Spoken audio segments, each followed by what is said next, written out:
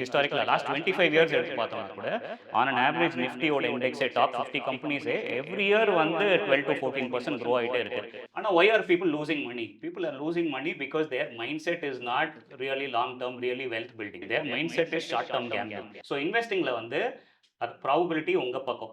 கேம்பிளிங்ல நீ போனோம்னா ரிஸ்க் தானே, சான்ஸ் தானே. ஹலோ வியூவர்ஸ்க்கு வணக்கம். Sadiq sir, welcome to studio. Hi sir, எப்படி இருக்கீங்க? நல்லா இருக்கேன். நீங்க எப்படி இருக்கீங்க? நல்லா இருக்கேன் சார். சார், ஆக்சுவலி ஃபினான்ஸ் அப்படின்னாலே எல்லாருக்கும் நிறைய கேள்வி இருக்கும். நீங்கள் எவ்வளோ தான் விளக்கம் கொடுத்தாலும் டவுட்ஸ் வந்துக்கிட்டே இருக்கும். எனக்கு பர்சனலாக ஒரு கேள்வி கேட்கணும் உங்கள்கிட்ட. What is financial advisory service? Sure. ஆக்சுவலாக ரொம்ப நல்ல கேள்வி. இந்த இந்த ஒரு பேசிக் இன்ஃபர்மேஷனே இல்லாதனால தான் நிறைய பேர் வந்து அதாவது தப்பான டிசிஷன்ஸ் எடுக்கிறாங்க. அது வந்து அவங்களோட இன்வெஸ்ட்மெண்ட்டுக்கு வந்து ஒரு நெகட்டிவாக இதாக போயிடுது. So first of all India பொறுத்த வரைக்கும் நம்ம லீகல் ஸ்டாண்ட் பாயிண்டில் நம்ம பார்க்கலாம்.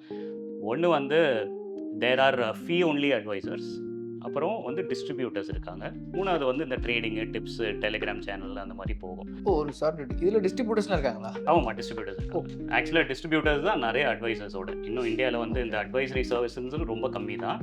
பட் டிஸ்ட்ரிபியூட்டர்ஸ் தான் வந்து ரொம்ப ரொம்ப அதிகம். ஸோ ஃபீ ஒன்லி அட்வைசர்ஸ்னால் யாருன்னா, இந்தியாவில் வந்து ஃபைனான்ஷியல் சர்வீசஸ் இன்வெஸ்ட்மெண்ட்ஸ்க்கான ரெகுலேட்டர் வந்து SEBI, securities and exchange board of India. அவங்க தான் ரெகுலேட்டர்.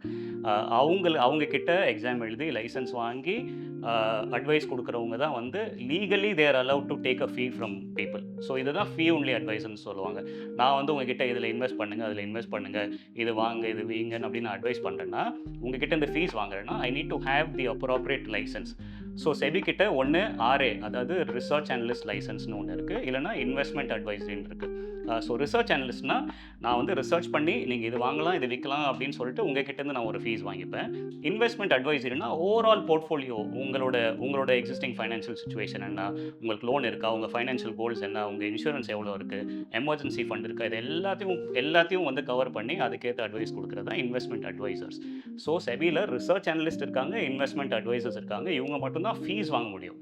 அடுத்த கேட்டகரி வந்து டிஸ்ட்ரிபியூட்டர்ஸ். அங்கே தான் நாங்கள் வரோம். ஸோ டிஸ்ட்ரிபியூட்டர்ஸ் யாருன்னா, எங்களுக்கும் வந்து நாங்கள் வந்து எக்ஸாம் எழுதணும். ஒரு ப்ராடக்ட் இப்போ வந்து மியூச்சுவல் ஃபண்ட்ஸ் நாங்கள் டிஸ்ட்ரிபியூட் பண்ணுறோம் அப்படின்னா, மியூச்சுவல் ஃபண்ட்ஸ்க்கு வந்து நாங்கள் எக்ஸாம் எழுதி ஆம்ஃபின்னு இருக்காங்க. ஆம்ஃபி வந்து association of mutual funds of India. அவங்களும் செபி கீழே வருவாங்க. ஆம்ஃபி கிட்ட ரெஜிஸ்டர் பண்ணி லைசன்ஸ் வாங்கிட்டு தான் நாங்கள் வந்து ப்ராடக்ட்ஸ் டிஸ்ட்ரிபியூட் பண்ண முடியும். நாங்கள் என்ன பண்ணுவோம்னா, இப்போ நீங்கள் இன்வெஸ்ட் பண்ணுறீங்க அப்படின்னா உங்களோட ஃபைனான்ஷியல் கோல்ஸ் என்ன, உங்களோட ரிக்குவயர்மெண்ட்ஸ் என்ன, அதுக்கேற்ற மாதிரி உங்களுக்கு என்னென்ன மியூச்சுவல் ஃபண்ட்ஸில் இன்வெஸ்ட் பண்ணலாம் அப்படின்னு ரெக்கமெண்டேஷன் கொடுத்துட்டு அந்த எக்ஸிக்யூஷனும் நாங்கள் வந்து ஹெல்ப் பண்ணி எல்லாமே ஆல் இன் ஆல் நாங்கள் வந்து கவர் பண்ணி இது பண்ணுவோம். நீங்கள் வந்து எங்ககிட்ட மணி டேரெக்டாக கொடுக்க மாட்டீங்க. உங்கள் கிட்ட நான் ஃபீஸும் வாங்கக்கூடாது, உங்கள் இன்வெஸ்ட்மெண்ட்டும் அது வந்து டேரெக்டாக அந்த ஃபண்ட் ஹவுஸ்க்கு போகும். பட் நாங்கள் வந்து அந்த டிரான்சாக்ஷன் செட்டப் தான் பண்ணி கொடுப்போமே தவிர உங்கள் கிட்ட வந்து டேரெக்டாக நாங்கள் மணி வாங்க முடியாது. Right? So that is the difference between a fee only advisor versus distributors. மூணாவது கேட்டகரி தான் நிறையா இந்தியாவில் இருக்குது. எஸ்பெஷலி கோவிட்க்கு அப்புறமா சோஷியல் மீடியாவோட ப்ராலிஃபரேஷனில் எல்லாருமே இன்ஃப்ளூயன்சர் ஆகிறாங்க. அவங்க தான் டிப்ஸு, நீங்கள் இதை வாங்க, அதை வாங்க அப்படின்னு சொல்கிறது. It is all illegal. People cannot take money as a fee from another person unless and until they are registered with SEBI as fee only advisors. இதுதான் வந்து டிஃப்ரென்ஸ். அதாவது ஃபைனான்ஷியல் அட்வைசரி லீகல் லேண்ட்ஸ்கேப் வந்து இந்தியாவில் இதுதான். But ஆனால் influences அவ்வளோ தூரம் இதில் ஃபினான்ஸ்குள்ளேயே வந்துட்டாங்க சார். கண்டிப்பாக தேர் இஸ் நோ டவுட். ஏன்னா இன்னைக்கு மார்னிங் கூட நான் வந்து ரேடியோவில் நான் ஆஃபீஸ் போகும்போது நான் கேட்டுட்டு இருந்தேன். ஆன் அன் ஆவரேஜ் வந்து Indians we spend around 49 hours a month on social media. 49 hours, right? So அப்போ that is the best place for people to sell themselves. So அப்படி இருக்கும்போது சோஷியல் மீடியா ப்ராலிஃபரேஷன் நிறைய பேர் வந்து tips, short term money, short term returns, trading, அதுக்கெல்லாம் ஈஸியாக attract ஆயிடுறாங்க. I know people who are in their late 60s. அவங்க retirement காசு எல்லாம் போட்டு இந்த மாதிரி ஷார்ட் டேர்ம் டிப்ஸில் போட்டு கம்ப்ளீட்டாக எழுந்துட்டு அப்புறமா நம்ம கிட்ட அட்வைஸ் வராங்க. It is very difficult. So அதுக்கப்புறம் it is very difficult to help them, right? So social media plays a very very big impact. Unfortunately, it's actually playing a very negative impact in the investment landscape இப்போதைக்கு. சரி, நீங்கள் சொல்லும் போது எனக்கு ஒன்று தோணுது. இப்போது நார்மலாக ஃபினான்ஷியல் ஃபீல்டு அப்படின்னாலே ஒரு மித் இருக்குது. அதில் இப்போ இந்த இன்டர்நெட் வேர்ல்டில் சோஷியல் நிறையா பார்க்கும்போது இப்போ நீங்கள் சொன்ன மாதிரி ஒரு தவறான புரிதல் இருக்குல்ல. இப்போ உங்கள் எக்ஸ்பீரியன்ஸில் அந்த மாதிரி ஏதாவது நீங்கள் ஓகே, ஃபஸ்ட்டு ஒரு மித்து எல்லாரும் என்ன நினைக்கிறாங்கன்னா, எஸ்பெஷலி சோஷியல் மீடியா ஃபியூவல் தான். இதுவும் ஒரு NRI கிளைண்ட் யூஎஸில் இருக்காங்க. அவங்க எங்கிட்ட ஒரு சோஷியல் மீடியாவில் ஒரு ஸ்க்ரீன்ஷாட் அமிச்சாங்க. என்னென்னா, நான் இன்ஸ்டாகிராமில் பார்த்தேன், 0 ரூபீஸில் அதாவது 20 ரூபீஸ்லேருந்து 19 crore நீங்கள் இந்த ஸ்மால் கேப் ஃபண்ட்ஸ் 5 ஃபண்ட்ஸில் இன்வெஸ்ட் பண்ணிங்கன்னா வந்துரும்னு சொல்லி போட்டிருந்தாங்க. It's absolutely false. எல்லாம் என்னென்னா ரிட்டர்ன்ஸ் எதெல்லாம் நல்ல ரிட்டர்ன்ஸ் கொடுத்துருக்கோ அதை நான் சேஸ் பண்ணேன்னா எனக்கு வந்து என்னோட போர்ட்ஃபோலியோ இன்வெஸ்ட்மெண்ட் க்ரோ ஆகும்னு நினைக்கிறாங்க. ஃபர்ஸ்ட் ஆஃப் ஆல் ரிட்டர்ன்ஸை சேஸ் பண்ணக்கூடாது. ஒரு விஷயம் நான் எப்போவுமே சொல்லுவேன், இப்போ நான் 2 பேர்கிட்ட ஒரே ஃபண்ட்ஸ் அட்வைஸ் நான் பண்ணுறேன்.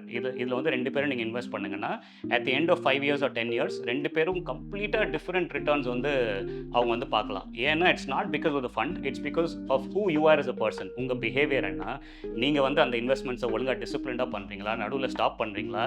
நிறைய பேர் என்ன பண்ணுறாங்கன்னா மார்க்கெட் மேலே போகும்போது வந்து நிறைய இன்வெஸ்ட் பண்ணுவாங்க, மார்க்கெட் கீழே போகும்போது என்ன பண்ணுறாங்கன்னா வெளில எடுத்துருவாங்க அந்த ஒரு பயத்தில், ஃபியரில். It should be the opposite. எப்போவுமே we should buy when there is fear in the market, we should sell when there is greed, right? So இந்த மித்து தான் வந்து கண்டிப்பாக நிறைய பேர்கிட்ட இருக்குது. ரிட்டர்ன்ஸை நான் சேஸ் பண்ணால் எனக்கு ரிட்டர்ன்ஸ் அதிகமாக வரும்னு.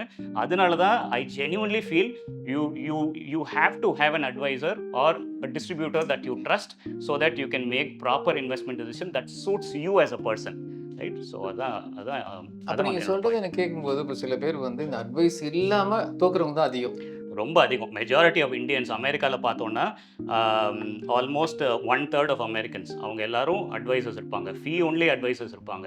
இன்ஃபேக்ட் ஒரு ரிசர்ச்சே என்ன சொல்லுதுன்னா ஒரு 1% நம்ம வந்து ஃபீ பே பண்ணுறதுக்கு மேலே ஒரு அட்வைசர் இருக்காருன்னா ஆன் ஆவரேஜ் வந்து 3% எக்ஸ்ட்ரா ரிட்டர்ன் எவ்ரி இயர் வந்து an investor who goes through an advisor earns. Advisor இல்லாமல் போகிறவங்களுக்கு வந்து ஒரு 3% வந்து கம்மியாக ரிட்டர்ன்ஸ் வருது அப்படின்றாங்க. Not because the advisors are great at picking funds or picking stocks. It is because அந்த அட்வைசர் வந்து உங்களை டிசிப்ளின்டாக வச்சுப்பார். உங்கள் பிஹேவியர் வந்து கரெக்டாக எப்படி இருக்கணும், மார்க்கெட் கிராஷ் ஆகும்போது எப்படி சினாரியோ இருக்கணும். அது நம்ம இப்போ தான் பேசிட்டு இருந்தோம் இந்த இன்டர்வியூக்கு முன்னாடி, எப்படி மார்க்கெட் அப்ஸ் அண்ட் டவுன்ஸ் வந்து முன்னாடிலாம் 3 வருஷம் 5 வருஷத்துக்கு ஒரு தடவை வரும். பட் இப்போ every other day we are getting an upside, up and down, right? War இருக்குது, இல்லை வேறு ஏதாவது இன்ஃபர்மேஷன் இருக்குது. ஸோ இந்த மாதிரி நேரத்தில் to keep as grounded, to keep us disciplined, definitely you need to have an advisor or a trusted distributor. அது பதறாதீங்க, கொஞ்சம் பொறுமையா இருங்க, டென்ஷன் ஆகாதீங்க, ஹோல்ட் பண்ணுங்கன்னு சொல்றதுக்கு. அதாவது உங்களோட போர்ட்ஃபோலியோ வந்து இவென்ச்சுவலாக நீங்கள் வெல்த் ஜென்ரேட் பண்ணுறதுக்கும் அங்கங்கே சும்மா வந்து ப்ராஃபிட்ஸ் எடுக்கிறதுக்கும் பெரிய வித்தியாசமே உங்களோட பிஹேவியர் தான். Not the investment that your making. அது செகண்டரி. நம்ம வந்து நல்ல ஃபண்ட்ஸு நல்ல இன்வெஸ்ட்மெண்ட்ஸ் கண்டுபிடிக்கிறது ஈஸி, ஆனால் பிஹேவியர்லாம் நம்ம கிரவுண்டடாக இருக்கிறது வந்து ரொம்ப கஷ்டம். அதுக்கு தான் you need a trusted advisor. Actually super. Actually இந்த பிஹேவியர் வந்து எனக்கு தெரிஞ்சு நானும் கேள்விப்பட்டதே இல்லை. அது செமையான பாயிண்ட். கண்டிப்பாக. சார், ஆக்சுவலி இப்போ நீங்கள் முன்னாடி கூட ஒன்று சொன்னீங்க, நெட்டில் எல்லாமே கிடைக்குது, நிறைய அட்வைஸ் பண்ணுறாங்க அப்படின்னு சொல்லிட்டு. இது இல்லாமல் ஏஐலாம் வந்துருச்சு, என்ன சேட் பண்ணாலும் ரிட்டன் அது ஒரு பதில் சொல்லுது. அப்படி இருக்கும்போது நீங்கள் அதுலேருந்து என்ன வித்தியாசமாக சொல்கிறீங்க? ஏன் மக்கள் உங்களை தேடி வரணும்? Okay, so first of all இன்வெஸ்ட்மெண்ட்ஸ்ன்றது ஒன் சைஸ் ஃபிட்ஸ் ஆல் கிடையாது, ரைட்? எப்படி நம்ம வந்து ஒரு ஷர்ட்டோ இல்லை பேண்ட்டோ சூட்டோ போடுறோன்னா it's not one size fits all, right? Again நான் மறுபடியும் இந்த பாயிண்ட் தான் வர்றேன். உங்களோட இன்வெஸ்ட்மெண்ட் வந்து உங்களோட இண்டிவிஜுவல் பிஹேவியரை பொறுத்து தான். அண்ட் உங்களோட ஃபைனான்ஷியல் கோல்ஸ், உங்களுக்கு வந்து சில கோல்ஸ் வந்து 1 yearல வரலாம், இல்லை 3 years வரலாம், 5 years வரலாம். அண்ட் இன்னொன்று உங்களோட ஃபைனான்ஷியல் சுச்சுவேஷன், மேபி ஆல்ரெடி கடன் இருக்கலாம், அந்த கடனை மேனேஜ் பண்ணுறது ப்ரையாரிட்டி இருக்கணும். உங்களுக்கு அடிக்குவேட்டான இன்சூரன்ஸ் இல்லாமல் இருக்கலாம், அதில் ஃபஸ்ட்டு ஒர்க் பண்ணணும். உங்களுக்கு எமர்ஜென்சி ஃபண்ட் இல்லாமல் இருக்கலாம், அதில் ஒர்க் பண்ணணும். உங்களுக்கு ஸ்டேபிளான ஜாப் இல்லாமல் இருக்கலாம், அதில் ஒர்க் பண்ணணும். இந்த ஃபவுண்டேஷன்ஸ் எல்லாம் பண்ணாமல் நம்ம டைரெக்டாக இன்வெஸ்ட்மெண்ட்ஸ் நம்ம போனோம், ஆன்லைனில் வந்து இதை பை பண்ணுங்கள், இதை செல் பண்ணுங்கன்ற அட்வைஸை கேட்டு நம்ம போனோம் அப்படின்னா our investments will not be stable, right? அதை கண்டிப்பாக அதுலேருந்து வெளில நம்ம வந்துடுவோம். So that is why investments வந்து ஒன் சைஸ் ஃபிட்ஸ் ஆல் கிடையாது. ஆன்லைன்லேயோ ஆப்ஸ்லேயோ வர்ற இன்ஃபர்மேஷன் வந்து அதெல்லாம் எக்ஸிக்யூஷன் பிளாட்ஃபார்ம்ஸ் தான், அதெல்லாம் டிரான்சாக்ஷன் பிளாட்ஃபார்ம்ஸ் தான். நீங்கள் அந்த ஆப்ஸ் மூலிமா நீங்கள் டிரான்சாக்ஷன்ஸ் பண்ணிங்கன்னா அவங்களுக்கு வந்து ஒரு சின்ன ஒரு கட் போகும். ஆப்ஸ் ரொம்ப முக்கியம் தான். இன்ஃபேக்ட் இந்தியாவில் வந்து ரொம்ப ஈஸியாகிடுச்சு இன்வெஸ்ட்மெண்ட்டை, நம்ம வந்து ஃபோன்லேருந்து ஈஸியாக இது பண்ணுற மாதிரி. அதனால தான் இந்தியாவில் இப்போ டிமேட் அக்கௌண்ட்ஸ் பார்த்தீங்கன்னா பல மடங்கு 19 கோடி டிமேட் அக்கௌண்ட்ஸ் இருக்குது. அண்ட் மியூச்சுவல் ஃபண்ட்ஸில் நாங்களும் இன்றைக்கி மார்னிங் ஒரு ரிப்போர்ட் பார்த்தோம். இந்தியாவில் 2019 around 1.9 crore mutual fund investors இருந்தாங்க யூனிக். இப்போ 5 கோடியாக இருக்குது, ரைட்? ஸோ இதெல்லாம் வந்து ஆப்ஸ் ஈஸி ஆக்சஸ்லாம் ரொம்ப ரொம்ப முக்கியம். ஆனால் இன்வெஸ்ட்மெண்ட் வந்து உங்கள் இண்டிவிஜுவல் நீடை பொறுத்து தான் நீங்கள் இன்வெஸ்ட் பண்ணணும். ஆப் பேஸ்டு ஜெனரிக் அட்வைஸ் வந்து it will not work out. So நீங்கள் சொன்னதை நான் எப்படி புரிஞ்சுக்கிறேன்னா, டாக்டர்கிட்ட போய் நீங்கள் கேட்டால் தான் தெரியும் உங்களுக்கு என்ன வியாதி இருக்குது, அதுக்கேற்ற மருந்து கொடுக்கலாம். ஏன்னா நீங்கள் சொல்கிறது பார்த்தீங்கன்னா வேலை இருக்கா இல்லையா, லோன் இருக்கா இல்லையா, இது எல்லாம் வச்சு நீங்கள் அட்வைஸ் கொடுப்பீங்க. எக்ஸாக்ட்லி. ஸோ தட்ஸ் ஹோ யூ நீங்கள் யூனிக்காக மற்ற ஆப்க்கு முன்னாடி நீங்கள் நிற்கிறீங்க இல்லையா? கண்டிப்பாக. ஏன்னா ஆப்க்கு தெரியாது, உங்களோட ஃபைனான்ஷியல் சுச்சுவேஷனுக்கு தெரியாது. இன்னொன்று, உங்களோட ரிஸ்க் ப்ரொஃபைல் என்ன, what is your propensity towards investment.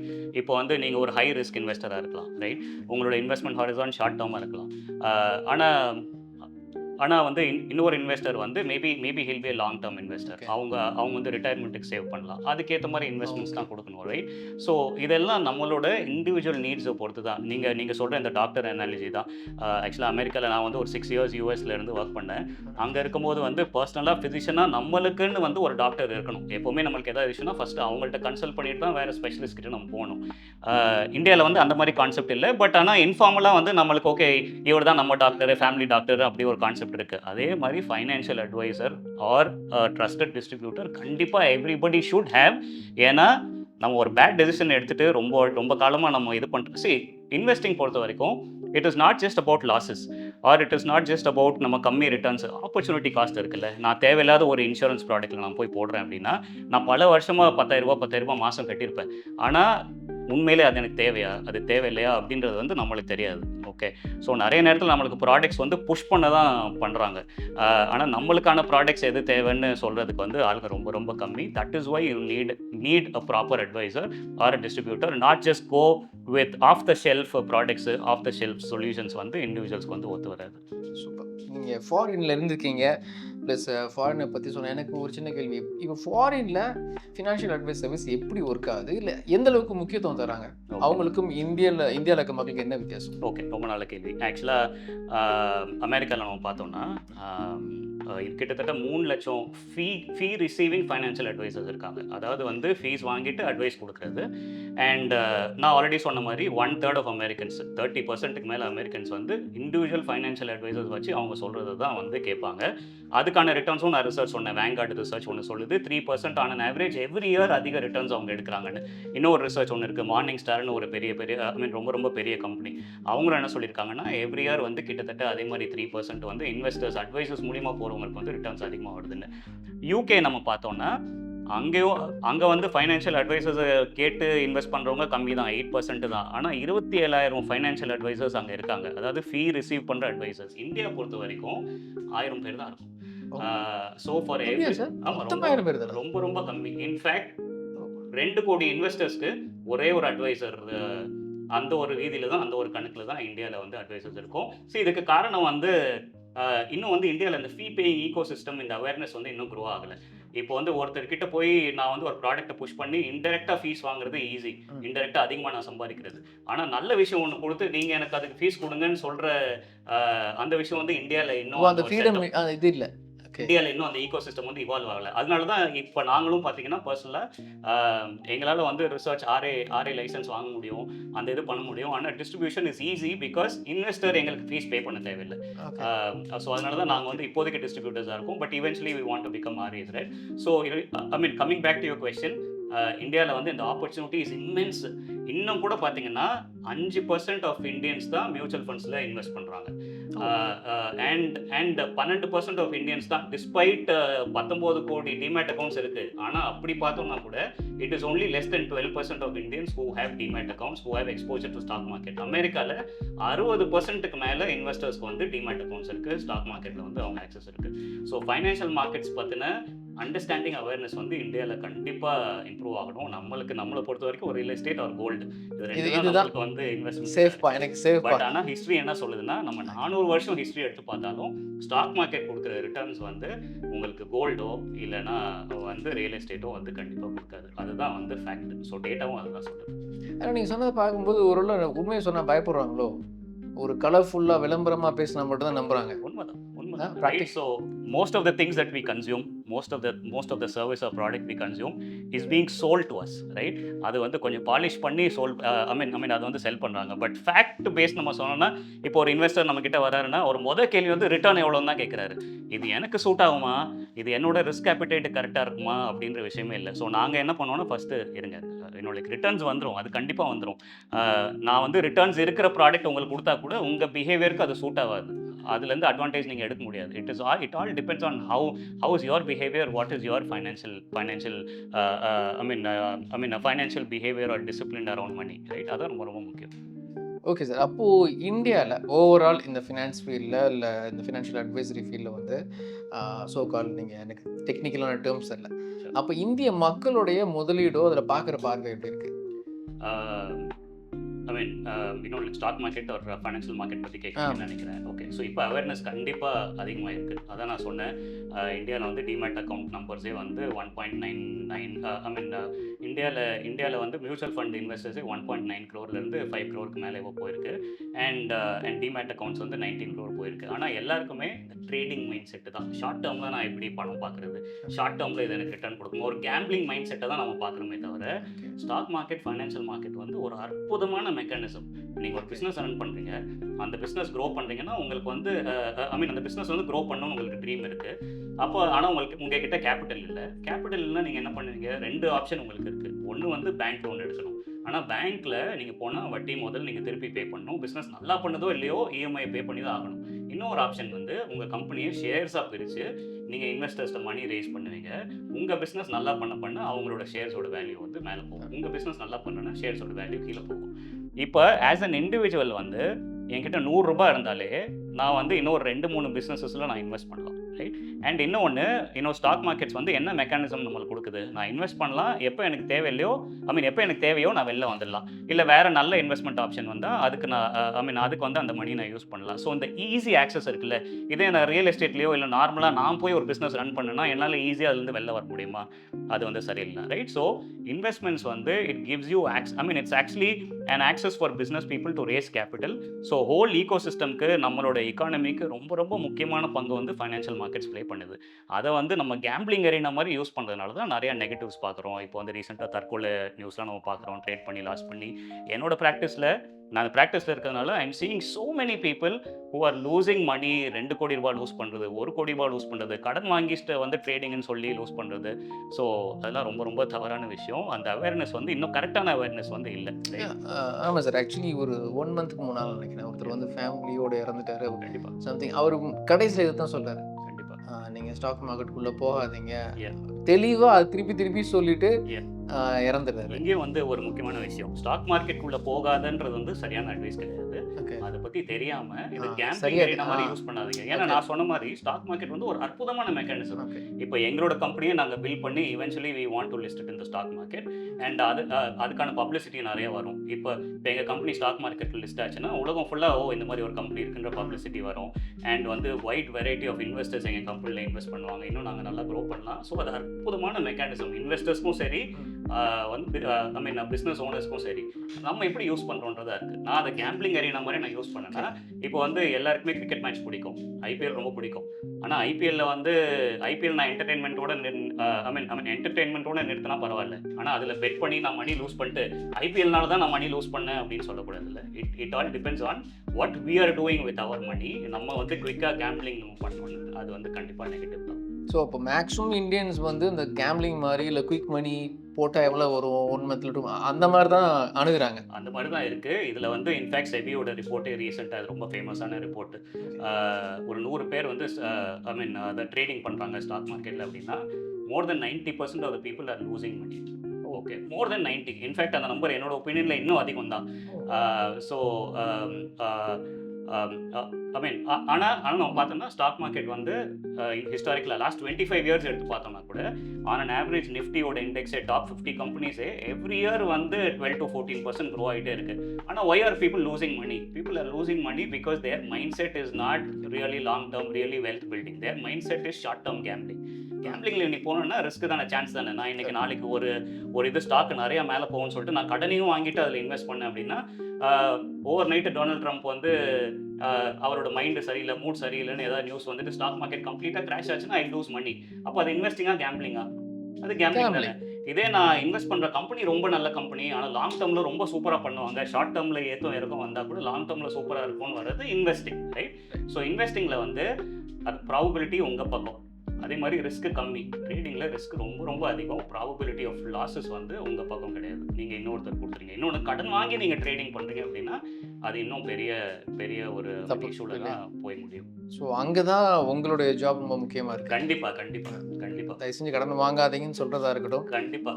Most of the time, majority of our time not goes in எதில் இன்வெஸ்ட் பண்ணணும்னு ரிசர்ச் பண்ணுறதோட அவேர்னஸ் பில்ட் பண்ணுறதுல தான் நிறைய டைம் போயிருக்கு. சார் நீங்கள் இதை பண்ணாதீங்க, நீங்கள் இதை பண்ணாதீங்கன்னு சொல்கிறதுல டைம் நிறைய போயிருக்கு. Okay sir. அப்போ இந்தியாவில் அந்த மியூச்சுவல் ஃபண்ட்ஸ் பற்றின அவேர்னஸ் மக்களுக்கு எப்படி இருக்குது, இல்லை எப்படி அவங்க ரியாக்ட் பண்ணுறாங்க? Okay. So first of all Indian மார்க்கெட்டில் வந்து மியூச்சுவல் ஃபண்ட் இண்டஸ்ட்ரி பெரிய லெவலில் க்ரோ ஆகிருக்கு. நம்ம லாஸ்ட் 10 வருஷத்தில் பார்த்தோம்னா அப்போ வந்து டோட்டல் இன்வெஸ்ட்மெண்ட்ஸ் அந்த மியூச்சுவல் ஃபண்ட் மூலிமா வந்தது வந்து ஒரு 8 lakh crore இருந்துச்சு, 8 லட்சம் கோடி இருந்துச்சு. இப்போ கிட்டத்தட்ட 90 லட்சம் கோடியாக இன்க்ரீஸ் ஆகிருக்கு 10 வருஷத்தில், ரைட்? அண்ட் நம்ம வந்து மியூச்சுவல் ஃபண்ட் இண்டஸ்ட்ரியை நம்ம இன்வெஸ்டர் இதை நம்ம வந்து ரெண்டாக பிரிக்கலாம். ஒன்று வந்து டாப் 30 சிட்டிஸு, அதை வந்து T30ன்னு சொல்லுவாங்க. அதுக்கப்புறம் அந்த செகண்ட் டியர் சிட்டிஸ், அது வந்து B30, அடுத்தடுத்த லெவலில் வருது. ஓவரால் இந்த 90 லட்சம் கோடியில் 81% வந்து டாப் 30 சிட்டிஸ்லேருந்து தான் வருது. அண்ட் மீதி 19% தான் வந்து அந்த B30 சிட்டிஸ்லேருந்து வருது. எஸ்ஐபின்னு வந்து சிஸ்டமேட்டிக் இன்வெஸ்ட்மெண்ட் பிளான். மாதம் நான் ஒரு பிளான் போட்டு ரெகுலராக இன்வெஸ்ட் பண்ணுறது. இந்தியாவில் நிறையா ரீட்டைல் இன்வெஸ்டர்ஸ் வந்து எஸ்ஐபி மூலியமாக தான் இன்வெஸ்ட் பண்ணுறாங்க, ரைட்? ஸோ அப்படி பார்த்தோன்னா நம்ம வந்து இந்த B30 சிட்டிஸ், இந்த டாப் 30க்கு அடுத்த சிட்டிஸில் வந்து பெரிய அளவில் க்ரோத் இருக்குது. மொத்த எஸ்ஐபியோட வேல்யூவில் 54% வந்து இந்த B30 சிட்டிஸ்லேருந்து தான் வருது. That is a very very good positive information. அது என்ன காட்டுதுன்னா, வில்லேஜஸ்லேருந்து இல்லை ரூரல் செகண்ட் டியர் சிட்டிஸ்லாம் வந்து இன்வெஸ்ட்மெண்ட் அவேர்னஸ் நிறையா வருது அப்படின்றத காட்டுது. நீங்கள் நிறைய பேசுங்க, எனக்கு இது ஒன்று மட்டும் தான் புரிஞ்சுது. எஸ்ஐபியில் நானும் அதிகமாக கேட்டிருக்கேன். கண்டிப்பாக, ரைட்? ஸோ வந்து செகண்ட் டியர் சிட்டிஸில் வந்து அவேர்னஸ் நிறைய வந்து க்ரோ ஆகுது. ஆனால் ஓவரால் நான் சொல்லும்போது இன்னும் வந்து 19% தான் வந்து B30 சிட்டிஸில் வந்து total mutual fund investment. And India பொறுத்த வரைக்கும் என்னன்னா, மியூச்சுவல் ஃபண்ட்ஸில் நான் வந்து எல்லா ஃபண்ட் கேட்டகரியில் போகல, பட் அந்த 3 மேஜர் கேட்டகரி சொல்கிறேன். Large cap, mid cap, small கேப்னு சொல்லுவாங்க. லார்ஜ் கேப் ஃபண்ட்ஸ்னால் என்ன பண்ணுவாங்கன்னா, ஒரு ஃபண்ட் மேனேஜர் வந்து இன்வெஸ்டர்ஸ் கிட்டேருந்து மணியெல்லாம் பூல் பண்ணிட்டு இந்தியாவில் இருக்க டாப் 100 கம்பெனிஸில் இன்வெஸ்ட் பண்ணி நம்மளுக்கு ரிட்டர்ன்ஸ் ஜென்ரேட் பண்ண ட்ரை பண்ணுவாங்க. அதுதான் லார்ஜ் கேப். மிட் கேப்ன்றது வந்து அந்த 101லேருந்து 250 அந்த ரேஞ்சில் இருக்க கம்பெனிஸ் எடுத்து அந்த சைஸில் கம்பெனியில் இன்வெஸ்ட் பண்ணி நம்ம ரிட்டர்ன்ஸ் கொடுப்பாங்க. ஸ்மால் கேப் வந்து சின்ன கம்பெனிஸ், அந்த ஆஃப்டர் 251 கம்பெனிஸ், அதை எடுத்துகிட்டு அதில் இன்வெஸ்ட் பண்ணுவாங்க. ஸ்மால் கேப் வந்து ரிஸ்கி, ஏன்னா சின்ன கம்பெனிஸில் இன்வெஸ்ட் பண்ணுவாங்க. அதே மாதிரி லார்ஜ் கேப்பை கம்பேர் பண்ணும்போது மிட் கேப்பை கொஞ்சம் ரிஸ்கி. இந்தியாவில் என்ன பிரச்சனைனா, ஸ்மால் கேப் உள்ள இன்வெஸ்ட்மெண்ட்ஸ் தான் வந்து நிறைய போகுது. இன்ஃபேக்ட் வந்து எஸ்ஐபி இன்வெஸ்ட்மெண்ட்ஸில் ஓவரால் ஸ்மால் கேப்ஸில் 50%க்கு மேலே எஸ்ஐபி மூலியமாக தான் வருது. அப்படின்னா என்ன அர்த்தம்னா, ரீட்டைல் இன்வெஸ்டர்ஸ் தான் நிறையா ஸ்மால் கேப்பை சேஸ் பண்ணி ரிட்டர்ன்ஸை சேஸ் பண்ணி இன்வெஸ்ட் பண்ணுறாங்க. பட் பிரச்சனை என்னன்னா, ஸ்மால் கேப்ஸில் ரிஸ்க் ரொம்ப அதிகம். சின்ன கம்பெனிஸ்ன்றதுனால அந்த ஒரு மூவ்மெண்ட், நம்மளோட இன்வெஸ்ட்மெண்ட் வேல்யூ வந்து ரொம்ப ஏற்ற இறக்கமாக இருக்கும். பிரச்சனை ஆச்சுன்னா கடைசி திரும்பிடுவாங்க. ஆமாம். ஆனால் அது அவங்க வந்து கடைசி போக மாட்டாங்க. ஏன்னா அந்த ஃபண்ட் மேனேஜர் வந்து, அதனால தான் நம்ம மியூச்சுவல் ஃபண்ட் மூலியமாக போகிறோம். ஏன்னா அவங்க வந்து ரிசர்ச் பண்ணி தான் இன்வெஸ்ட் பண்ணுவாங்க. ஆனால் நேச்சுரலாகவே மார்க்கெட் மூவ்மெண்ட் வந்து கொஞ்சம் மேலே கீழே தான் இருக்கும். எஸ்பெஷலி ஸ்மால் கேப்ஸில் அது அதிகமாக இருக்கும். ஆனால் எங்கே பிரச்சனை வருதுன்னா, நம்ம போர்ட்ஃபோலியோவில் எல்லாமே ஸ்மால் கேப்ஸில் போடுறோம், எல்லாமே மிட் கேப்பில் போடுறோம் அப்படின்னா அது பிரச்சனை. ஸ்மால் கேப்ஸ் கண்டிப்பாக இருக்கணும், அது ரிட்டர்ன்ஸ் அதிகமாக கொடுக்கும். ஆனால் நம்ம போர்ட்ஃபோலியோ அதுக்கேற்ற மாதிரி பேலன்ஸ்டாக ஸ்ட்ரக்சர் பண்ணணும். அதுதான் நம்மளுக்கு வந்து, அதுவும் இப்போ எப்படின்னா, உலகம் வந்து இந்தியா மட்டும் இல்லாமல் ஓவரால் இந்த ஏஐனால ஒரு மாதிரி குளோபலி வந்து இன்வெஸ்ட்மெண்ட்ஸ் அது வந்து குளோபல் இன்வெஸ்ட்மெண்ட் எக்ஸ்போஜர் வந்து நம்மளுக்கு கண்டிப்பாக இருக்கணும். இந்தியா ஸ்பெசிஃபிக் இன்வெஸ்ட்மெண்ட்டாக மட்டும் இருக்கக்கூடாது. ஸோ மல்டி ஆசெட் நம்ம போர்ட்ஃபோலியோவில் இருக்கணும். அதே மாதிரி ஃப்ளெக்ஸி கேப்னு சொல்லுவாங்க. இந்த small gap, mid gap, large cap எதில் வேணாலும் இன்வெஸ்ட் பண்ணுற மாதிரி ஒரு ஃப்ளெக்சிபிலிட்டி கொடுக்குற ஃபண்ட்ஸ் இருக்குது. இதெல்லாம் சேர்த்து நம்ம வந்து ஒரு போர்ட்ஃபோலியோ அமைஞ்சாதான், போர்ட்ஃபோலியோ செட்டப் பண்ணால் தான் நம்மளுக்கு வந்து சஸ்டைனபிளான லாங் டேர்மில் நல்ல வெல்த் ஜென்ரேட் ஆகும். இல்லைன்னா ரொம்ப வால்டிலிட்டி இருக்கும். அது நம்மளோட பிஹேவியரும் இன்வெஸ்ட்மெண்ட்டையும் வந்து ரொம்ப ஹர்ட் பண்ணும். சார், இப்போ மியூச்சுவல் ஃபண்ட்ஸ், ஷேர்ஸ், இதில் உங்களை நீங்கள் எப்படி அப்டேட் பண்ணிக்கிறீங்க? Okay. So first of all இந்தியாவில் மட்டுமே இன்னும் கிட்டத்தட்ட 5000 கம்பெனிஸ்க்கு மேலே ஸ்டாக் மார்க்கெட்டில் லிஸ்ட் ஆகிருக்கு. ஓகே, ஷேர்ஸ் 5000 ஷேர்ஸ் மேலே இருக்குது. இன்ஃபேக்ட் அந்த நம்பர் அதுக்கும் மேலே, பட் அப்ராக்சிமேட்லி மினிமம் 5000 இருக்கும். அண்ட் மியூச்சுவல் ஃபண்ட்ஸே பார்த்தீங்கன்னா 2000 மியூச்சுவல் ஃபண்ட்ஸ் இருக்குது, right? So first of all இன்வெஸ்டர்ஸ்க்கு வந்து இந்த இன்ஃபர்மேஷன் எல்லாரும் எல்லாருக்கும் வந்து சரியான இன்ஃபர்மேஷன் போய் சேராது. பிகாஸ் ஒரு கம்பெனி வேறு இண்டஸ்ட்ரியில் இருக்காங்க. அதை பற்றின அவேர்னஸ் நாலேஜ்லாம் ரொம்ப ரொம்ப ஹியூஜ், ரைட்? ஸோ ஆனால் எங்களுக்கு வந்து I eat sleep drink everything markets. Okay, Indian markets முடிஞ்சால் யூஎஸ் மார்க்கெட்ஸ் என்ன பண்ணுதுன்னு பார்க்குறோம், இப்போ குளோபல் மார்க்கெட்ஸ் பார்க்குறோம், கமாடிட்டிஸ் பார்க்குறோம், பாண்ட்ஸ் பார்க்குறோம், எல்லாமே பார்க்குறோம். அண்ட் பிகாஸ் எங்களோட பிரெட் அண்ட் பட்டரே வந்து இன்வெஸ்டர்ஸ்க்கு வந்து வேல்யூ ஆட் பண்ணுன்றதுனால அதுதான் வந்து எங்களோட மெயின் விஷயமே, ரைட்? பார்த்துக்கிட்டே இருப்பீங்க. ஆமாம், இப்பயும் நான் உங்ககிட்ட பேசிட்டு எனக்கு ஏதாவது பிரேக் கிடைச்சுன்னா I have to look at what the market is doing, right? So இதுதான் எங்கள் வேலை. And I really love it. So stock market பொறுத்த வரைக்கும் என்னன்னா, எனக்கு ரொம்ப பிடிச்ச விஷயம், என்னை ஈர்த்த விஷயம் என்னன்னா, இதில் இருக்க நாலேஜ், அவேர்னஸ். இப்போ யூஸ்வலாக வந்து ஒருத்தருக்கு ஒரு இண்டஸ்ட்ரியில் வந்து ஒரு ஸ்பெஷாலிட்டி இருக்கும். மேபி இன்னும் 2-3 இண்டஸ்ட்ரி பற்றி கொஞ்சம் அவேர்னஸ் அவங்களுக்கு தெரியும். ஆனால் ஸ்டாக் மார்க்கெட்டில் என்னென்னா, இப்போ நான் ஒரு ஃபார்மா கம்பெனி நான் அனலைஸ் பண்ணுறேன்னா, அதை ஃபார்மா கம்பெனி வந்து எப்படி ஒரு ட்ரக் ட்ரையல் போவாங்க, என்னென்ன FDA அப்ரூவல்ஸ் வாங்கணும், எந்த ஸ்டேஜில் இருக்குது, எந்த மாதிரி ட்ரக்கு, மார்க்கெட் வேல்யூ என்ன. அதே மாதிரி ஏர்லைன்ஸ் இருக்குன்னா ஏர்லைன்ஸ் வந்து சீட் கெப்பாசிட்டி என்ன, ஃபியூவல் காஸ்ட் எப்படி இம்பேக்ட் ஆகுது, எல்லாமே எங்களுக்கு தெரிஞ்சிருக்கணும். அப்படி தெரிஞ்சால் தான் இன்ஃபார்ம்டு டிசிஷன்ஸ் எங்களால் இது பண்ண முடியும். அண்ட் இன்வெஸ்டர்ஸ்க்கும் வந்து சரியான இன்ஃபர்மேஷன் வந்து பாஸ் டவுன் பண்ண முடியும், right? So because we do this and நாங்கள் அதுக்கான ஆப்ஸ்லாம் யூஸ் பண்ணுறோம். முன்னாடிலாம் வந்து டிஃப்ரெண்ட் இன்ஃபர்மேஷன், மியூச்சுவல் ஃபண்ட்ஸ்க்கு வேறு ஆப் இருக்கும், ஸ்டாக்ஸ் வேறு ஆப் இருக்கும். இப்போ எல்லாமே கன்சாலிடேட் இது பண்ணிட்டு அந்த அனலிட்டிக்ஸ், டேட்டா அனலிட்டிக்ஸ் பிளாட்ஃபார்ம்ஸ்லாம் நிறையா இருக்குது. அதெல்லாம் நாங்கள் யூஸ் பண்ண ஆரம்பிச்சிட்டோம். It's making things easier for us. அதே மாதிரி ஏஐ பற்றி நம்ம பேசணும். AI is also making the information gathering thing easier. நாங்கள் வந்து ஆட்டோமேட் பண்ணிடுவோம். என்னென்ன இன்ஃபர்மேஷன் எங்களுக்கு வேணும்னு மார்னிங்கே எங்களுக்கு வந்துடுது. ஏஐயை வந்து நம்ம ஒரு எனேபிளராக யூஸ் பண்ணோம்னா அது சூப்பராக இருக்கும். ஆனால் ஏஐ கிட்ட போய் நான் இந்த ஸ்டாக்ல இன்வெஸ்ட் பண்ணலாமா, இந்த மியூச்சுவல் ஃபண்டில் இன்வெஸ்ட் பண்ணுவான்னா அது வந்து கண்டிப்பாக கூடாது. அது தப்பான அது வந்து கரெக்டான இன்ஃபர்மேஷன் கொடுத்தாலும் உங்களுக்கு யார் கேள்வி கேட்குறாங்களோ அவங்களுக்கு வந்து அது தகுந்த இன்வெஸ்ட்மெண்ட்டாக இருக்காது, ரைட்? ஸோ அதனால் AI is become an enabler and நிறைய ஆப்ஸ் இருக்குது. And because we love what we are doing, எங்களுக்கு வந்து we always have an idea of what is going on in the markets. அது பொறுத்து we give we try to support our clients and investors. நீங்கள் ஏஐன்னு சொல்லும்போது நிறைய பேர் ஏஐல போய் பார்த்தீங்கன்னா நெகட்டிவான விஷயம் நிறைய கேட்குறாங்க. கண்டிப்பாக அது நெகட்டிவாக சொல்லும் இல்லையா? கண்டிப்பாக அது நிறைய ஷேர் பண்ணுறாங்க. உண்மைதான். நம்ம வந்து என்ன கேட்குறோமோ அதை பொறுத்து தான் அதுக்கான இன்ஃபர்மேஷன் தான் வரும். And definitely talking about investments, AI வந்து நம்ம எனேபிளராக யூஸ் பண்ணலாம். ஏஐலேருந்து கற்றுக்கிறதுக்கு மேபி மார்க்கெட்டில் என்ன ஆச்சு, இந்த நம்பர்ஸ் வந்து ஏன் இப்படி போயிருக்கு, ஓகே நம்ம வந்து ரிசர்ச்காக யூஸ் பண்ணிக்கலாமே தவிர இன்வெஸ்ட்மெண்ட் டிசிஷன்ஸ்க்காக ஏஐ யூஸ் பண்ணோன்னா அது வந்து நெகட்டிவ் இதில் தான் போய் முடியும். ஸோ நீங்கள் சொல்கிறீங்களே, நீங்கள் வந்து ஒவ்வொருத்தருக்கும் தனித்தனியாக பார்த்து சொல்லணும் அப்படின்னு சொல்லிட்டீங்க. ப்ளஸ் நீங்கள் சொன்னதை வச்சு பார்க்கும்போது ஒரு கம்பெனியில் இன்வெஸ்ட் பண்ணுறதுக்கு முன்னாடி அந்த கம்பெனி எப்போ ஆரம்பிச்சது, கண்டிப்பாக ஃப்ரம் எந்த கம்பெனியை ஹெட் ஆஃபீஸ் அங்கே இருக்குது, இல்லை நீங்கள் ட்ரம்ப் அவர் சொல்கிற விஷயம் இங்கே நமக்கு பாதிக்கும் இல்லையா? கண்டிப்பாக. ஸோ இதெல்லாம் பண்ணணும்னா கண்டிப்பாக நம்மளால முடியாது. இதெல்லாம் கேட்டுங்க. அப்புறம் நான் இன்னொரு கேள்வி கேட்கணும்னு நினச்சேன். ஆக்சுவலி இதுக்கான ரெகுலேஷன்ஸ் என்ன சார்? இப்போது ஃபினான்ஷியல் அட்வைஸ் சர்வீஸ்க்கு என்ன ரூல்ஸ் இருக்குது, எந்த அமைப்பு இதை வந்து இயக்குது, கண்காணிக்குது? Okay, so first of all இந்தியாவில் எப்படி பேங்க்ஸ்க்கு RBI இருக்கோ, ரிசர்வ் பேங்க் ஆஃப் இந்தியா இருக்கோ, அதே மாதிரி ஸ்டாக் மார்க்கெட்ஸ்க்கு மெயின் ரெகுலேட்டர் வந்து securities and exchange board of India, செபின்னு சொல்லுவாங்க. அவங்க தான் எல்லாத்தையுமே ரெகுலேட் பண்ணுறாங்க. இப்போ வந்து ஒரு கம்பெனி IPO, அதாவது ஸ்டாக் மார்க்கெட்டில் ஃபஸ்ட்டு லிஸ்ட் ஆகிறதுக்கு முன்னாடி கூட செபி கிட்ட அந்த டீட்டெயில்ஸ்லாம் கொடுத்து அந்த அப்ரூவல்லாம் வாங்கினா தான் லிஸ்ட் பண்ண முடியும். அதே மாதிரி இன்வெஸ்டர்ஸ்க்கும் வந்து KYC என்னென்ன, அதாவது யார் இன்வெஸ்ட் பண்ணுறா, அவங்களோட பேன் இன்ஃபர்மேஷன், அவங்களோட ஃபைனான்ஷியல் இன்ஃபர்மேஷன் எல்லாத்தையுமே கலெக்ட் பண்ணுறதுக்கான டெரெக்டிவ்ஸு அதெல்லாம் செபி கிட்ட இருந்தால் வருது. அதை தான் எல்லாரும் இம்ப்ளிமெண்ட் பண்ணுறாங்க மார்க்கெட்ஸில், right? So SEBI is the main regulator for the stock markets as a whole. Mutual funds பொறுத்த வரைக்கும் AMFI, அதாவது association of mutual funds of India. So அவங்க வந்து செபிக்கு கீழே இருக்கிற ஒரு பாடி. அவங்க தான் வந்து யார் டிஸ்ட்ரிபியூட்டர்ஸ், அந்த மியூச்சுவல் ஃபண்டில் வந்து என்னென்ன மாதிரி ஃபண்ட்ஸு, என்னென்ன மாதிரி ஃபண்ட் ஹவுசஸ் வராங்க, அவங்க வந்து எந்த மாதிரி ஃபண்ட்ஸ் வந்து ஸ்ட்ரக்சர் பண்ணணும், அது எல்லாத்தையுமே ரெகுலேட் பண்ணுறது வந்து AMFI தான், right? So 2 main regulatory bodies. Main regulatory பாடி டாப் அத்தாரிட்டி வந்து செபி தான். அதுக்கு கீழே இண்டிவிஜுவல் அத்தாரிட்டிஸ் இருக்காங்க. மியூச்சுவல் ஃபண்ட்ஸ் வந்து AMFI. அதே மாதிரி போர்ட்ஃபோலியோ மேனேஜ்மெண்ட் PMSன்னு சொல்லி ஒரு கேட்டகரி இருக்குது. அதுக்கு வந்து APME, association of portfolio managers of India அப்படின்னு இருக்குது. அதை பற்றி நம்ம ரொம்ப போக தேவையில்லை. But AMFI and SEBI are the key regulators in India as far as stocks and mutual funds are concerned. ஏன்னா இது நிறைய பேருக்கு தெரியாது. ஏன்னா கண்டிப்பாக உண்மையிலே இதெல்லாம் கவர்மெண்ட் இது கீழே நடக்குது அப்படின்னு கேட்கணும்ல. இப்போ ஜென்சி கிட்ஸ் வந்து நிறைய தெரியாமல் இதை சேட் பண்ணுறதை நானே பார்த்துருக்கேன். கண்டிப்பாக இன்னொன்று, trading is becoming a fad. அது வந்து ஒரு ஃபேஷன் மாதிரி ஆயிடுச்சு. நான் வந்து முடிச்சுட்டு நான் வந்து ஈவினிங்ஸில் நான் US மார்க்கெட்டில் ட்ரேட் பண்ணுறேன்.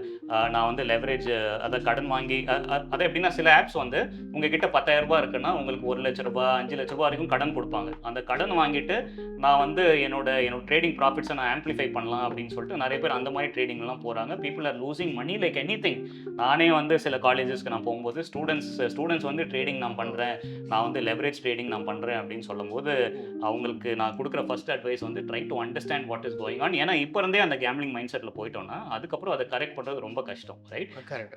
ஷார்ட் டேர்மில் நான் மணி ஏர்ன் பண்ணணும்னு நினச்சேன்னா ஒரு தடவை வரும், 2 தடவை வரும், 3வது தடவை இருக்கிறது எல்லாத்தையுமே எடுத்துகிட்டு போயிடும், right? So always in stock market is a great mechanism. நம்ம அதை எப்படி யூஸ் பண்ணுறோன்றது தான் ரொம்ப முக்கியம். ஓகே சார், இப்போது மெயின் மேட்டர் ஷூர். ஃபின்டெலெக்ஸ் அதில் நீங்கள் என்ன பண்ணுறீங்க அதை பற்றி எக்ஸ்பிளைன் பண்ணீங்கன்னா அவங்களுக்கு கொஞ்சம் தெரிஞ்சுப்பாங்க. Okay, so I am the founder of Fintelix investment services. So Fintelix investment services வந்து we are AMFI registered mutual fund distributor. நாங்கள் வந்து கிளைண்ட்ஸோட அவங்களோட ஃபைனான்ஷியல் சுச்சுவேஷன் என்ன, அவங்க கோல்ஸ் என்ன, இப்போ யூஸ்வலாக கோல்ஸ் என்னென்ன இருக்கும், சைல்டு எஜுகேஷன் இருக்கும், ரிட்டையர்மெண்ட் இருக்கும், வெக்கேஷன் இருக்கும், இது எல்லாத்துக்கும் எப்படி நம்ம இன்வெஸ்ட் பண்ணலாம், அந்த டைம் லைனுக்கு ஏற்க எந்தெந்த ஃபண்ட்ஸில் நம்ம இன்வெஸ்ட் பண்ணலாம் அப்படின்ற சஜஷன் கொடுத்து அந்த டிரான்சாக்ஷனை செட்டப் பண்ணுறது தான் எங்களோட வேலை, right? So we are AMFI registered mutual fund distributors. We are APMI registered portfolio management services distributor. Portfolio மேனேஜ்மெண்ட்ன்றது வந்து எப்படி மியூச்சுவல் ஃபண்ட் வந்து ரீட்டைல் கிளைண்ட்ஸ்க்கு, அண்ட் போர்ட்ஃபோலியோ மேனேஜ்மெண்ட் வந்து மினிமம் இன்வெஸ்ட்மெண்ட்டே 50 லட்ச ரூபாய். கொஞ்சம் அஃப்ளூவெண்ட் HNIஸ்க்கு வந்து போர்ட்ஃபோலியோ மேனேஜ்மெண்ட் ப்ராடக்ட்ஸ் வந்து சூட்டபுளாக இருக்கும். அதுக்கும் வந்து we are licensed to sell. And அதே மாதிரி வந்து ஏஎஃப்னு ஒரு ப்ராடக்ட் இருக்குது, ஆல்டர்னேட்டிவ் இன்வெஸ்ட்மெண்ட் ஃபண்ட்ஸ். அதில் மினிமம் இன்வெஸ்ட்மெண்ட்டே 1 crore. அதாவது வந்து ப்ரைவேட் எக்விட்டி, வெஞ்சர் கேபிட்டல், புது கம்பெனிஸில் இன்வெஸ்ட் பண்ணுறதுக்கான ஃபண்ட்ஸ்லாம் இருக்கும், அதெல்லாம் இன்வெஸ்ட் பண்ணலாம். இது எல்லாமே வந்து we advise based on the clients financial situation and their financial goals. So இதுதான் வந்து எங்களோட மெயின் கோல். அண்ட் நான் ஆல்ரெடி சொன்ன மாதிரி எங்களுக்கு வந்து ரிசர்ச்சோட அவேர்னஸ் பில்ட் பண்ணுறது தான் ரொம்ப ரொம்ப பிடிக்கும். அதுதான் பெரிய கேப் இருக்குது. ஸோ அந்த அவேர்னஸ் எப்படி பில்ட் பண்ணுறது, எதில் இன்வெஸ்ட் பண்ணுறோன்றது முக்கியம் இல்லை, அது நம்மளுக்கு சூட் ஆகுமா, அதுக்கேற்ற அட்வைஸ், அதுக்கேற்ற ஸ்ட்ரக்சர் கொடுக்குறது தான் எங்களோட மெயின் கோல். அண்ட் அவேர்னஸை பில்ட் பண்ணி we just want to grow our business and that is our vision for the long term. Okay sir, லாஸ்ட்டாக ஒரே ஒரு கேள்வி, என்ன பர்சனல் கேள்வி. Sure sir. நீங்கள் சொன்ன 50 lakhs 1 crore அப்படின்னு சொன்னீங்க. இப்போ யார் உங்கள் கிளைண்ட்ஸு, இல்லை யார் உங்களை தேடி வரலாம்? ஓகே, ஸோ மோஸ்ட்லி இப்போதைக்கு ரீட்டைல் தான், but we also work with affluent ரீட்டைல்னா கொஞ்சம் மினிமம் ஒரு ஆனுவல் இன்கமே ஒரு 50 lakh to 1 crore இருக்கும், அவங்களும் வருவாங்க. And we also serve HNI clients. Okay, so HNI கிளைண்ட்னா மேபி வந்து 5 to 10 crore, 10 கோடி ரூபாய்க்கு மேலே நெட் ஒர்த் இருக்கிறவங்க, அவங்களுக்கும் ஹெல்ப் பண்ணுறோம். NRIஸ்க்கு வந்து நாங்கள் வந்து இன்வெஸ்டிங் வந்து எனேபிள் பண்ணுறோம், right? So retail, affluent retail and premium clients like HNIs and NRIs, இவங்க எல்லாருக்கும் we are serving right now. Super sir. Actually நிறைய கேள்வி கேட்டேன், எனக்கு கொஞ்சம் இன்னும் நம்ம பர்சனலாக பேசும்போது நிறைய புரிஞ்சிக்க முடியல. இந்த வீடியோ நான் மறுபடியும் பார்க்கும்போது எனக்கு புரியும்னு நினைக்கிறேன். கண்டிப்பாக அவங்களுக்கு புரிஞ்சுக்கும். பட் ஃபினான்ஷியல் அட்வைஸ் சர்வீஸ் பற்றி உங்களுக்கு இன்னும் ஏதாவது டவுட் இருந்தால் கமெண்ட் பாக்ஸில் கமெண்ட் பண்ணுங்கள்.